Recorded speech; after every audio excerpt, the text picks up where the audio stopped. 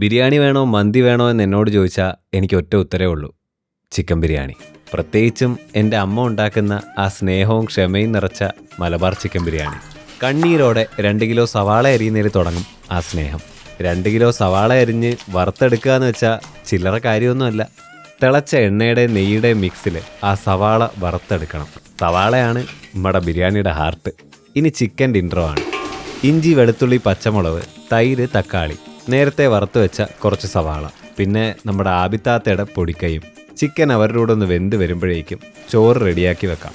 കുറച്ച് സവാളയും പട്ടയും ഗ്രാമ്പുവും ഏലക്കയും നെയ്യിലിട്ട് ചൂടാക്കി അതിലേക്ക് നല്ല കൈമാ റൈസ് ഇടണം. അരി ഒന്ന് വരണ്ട് വരുമ്പോഴേക്കും അതിലേക്ക് വെള്ളം ഒഴിച്ച് മല്ലിയിലയും പച്ചമുളകും വെളുത്തുള്ളി ഇട്ട് അടച്ചു വെക്കണം.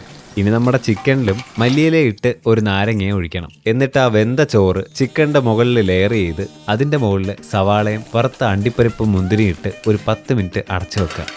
ബിരിയാണി തുറന്നിട്ടുള്ള വീഡിയോ എടുത്തില്ല, കഴിക്കുന്നതിൻ്റെ തിരക്കിലായിരുന്നു.